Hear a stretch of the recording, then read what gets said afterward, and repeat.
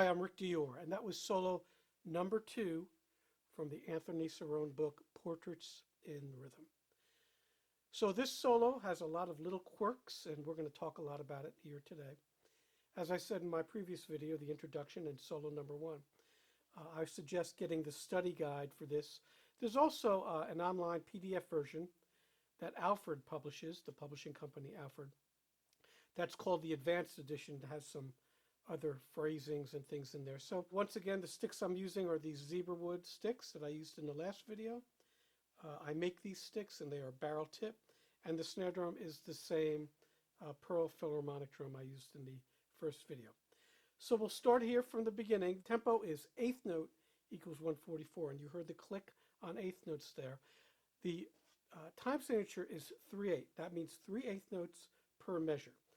You want to count that. So those of you who aren't familiar with this kind of notation, you might want to look into reading these rhythms very slowly before you do this solo up to tempo. But really, you can think of it in 3/4. Everything would be halved. In other words, instead of 16ths, there would be 8th notes. So the feeling in this solo, there's a lot of over the bar line things. So it's not necessarily 1, 2, 3, 1, 2, 3. Very many over the bar line things, which is very common in orchestral snare drumming as well as music in general. There are rolls and drags in this etude, and they should all be closed. So you heard that there in my demo. In other words, the rolls are buzz rolls or orchestral rolls. And I have several videos on that subject, and all the drags are also closed. So, in other words, an open roll would be double strokes, and an open drag would be right, right, left, or left, left, right. So that's open. Now, sometimes, every once in a while, an orchestral conductor will ask for things more open. If you're playing more of a military thing like key G, which would be those 4-stroke roughs are open. Okay, so you need to know how to do both. You need to have both rudimental technique and orchestral snare drum technique to play these things accurately. Now you see here on the screen, I'm putting this first line, and the phrasings marked, you see there those little lines above the notes. That's a phrasing. So when you play this, you don't want to play it like a robot. And by the way, this first opening sequence you saw, I was mostly playing with one hand. That's so it's even. So by robot, I mean stiff. You don't want to do this. The music has to have some life. So what I'm doing is I'm accenting very slightly. Think of it as a little dot or emphasis above each grouping to bring out the phrasing.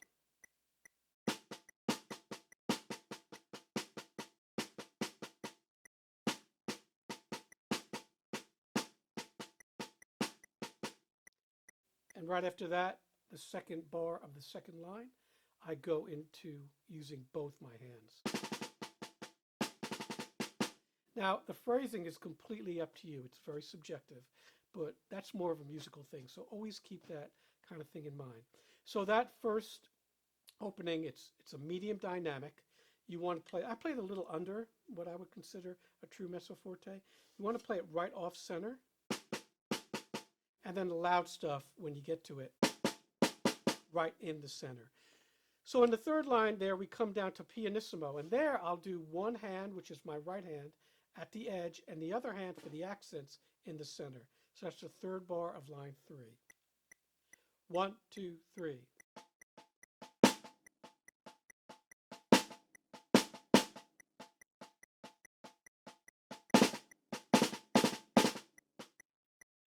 Now when you get to the FP, forte piano, don't try to go to the edge. Just do that in one spot. It takes a lot of control, lots of wrists there, all right? So we do that, and then we get to the 5th line, which is a big crescendo here at the beginning of the 5th line.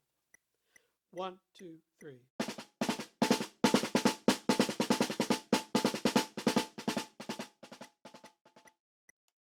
So there, once again, wrists. All right, you want to hold the stick a little tighter so it's even. And of course, you could do a match grip. Any grip is fine, really. All right, so then we get to line 6. We have this sforzando SFZ roll. Now this dynamic does not diminish, and it's also not an accent. 1, 2, 3.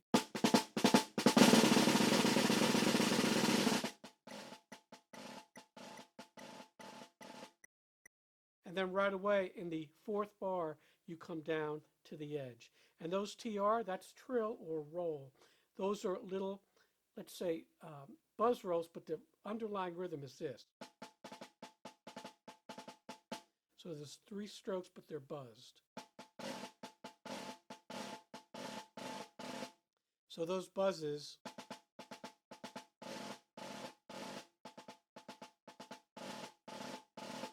I have some videos on short rolls. I'll reference them here. Please take a look at that. That'll help a lot with this passage. Then we come to line 7. So these dots over these rolls mean they're crushed and they're not together. They're separate, like this. I like to think of it as a flam roll. So I'm doing a flam, but I'm buzzing both notes. This is used by a lot of jazz drummers, including me. Bill Stewart uses it a lot. Brazilian drummers use it a lot. So it's very, very common in all types of music. So these notes should have a ba, ba, ba, and they're staccato, so not long. Not this, but this. So let me play line 7 for you. 1, 2, 3.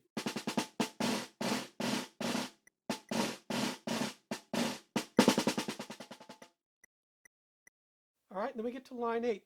This is one of the trickiest lines in the piece because it has these 30-second note passages to get loud, soft, and then loud again. Again, you want to tighten up a little on your grip. 1, 2, 3.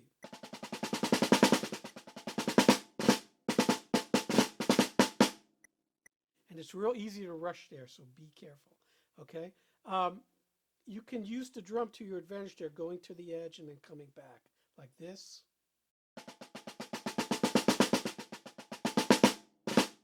So you see there I'm moving, if you want, all right?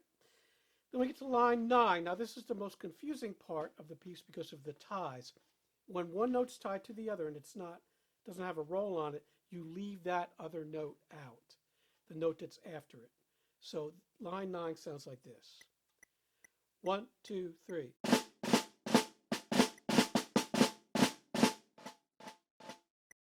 So you see on the second bar I'm going, not this,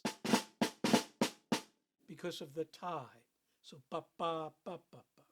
Okay, and it has a dot over it, so it's short.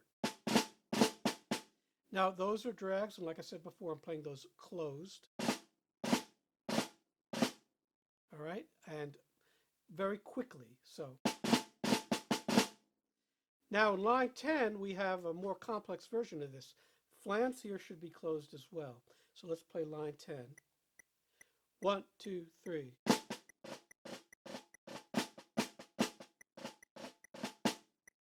Now I was playing a little louder on purpose, but the real dynamic is pianissimo. It should sound like this. 1, 2, 3.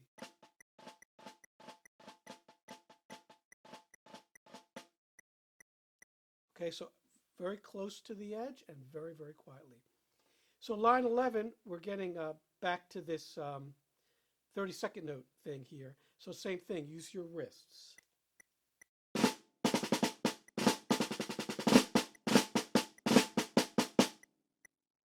Now in this line, the third bar, again, these ties.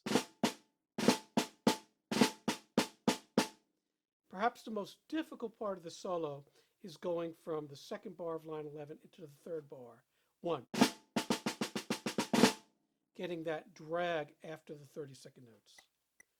1, 2, 3. All those notes have to come out.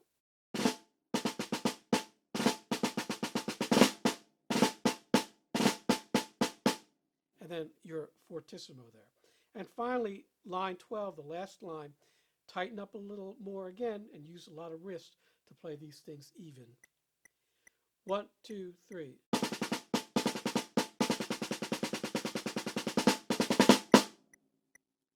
And you could do a musical crescendo on that last bar, which sounds good. So that's it for this solo. I'll play it for you again here with the click, but you won't hear the click.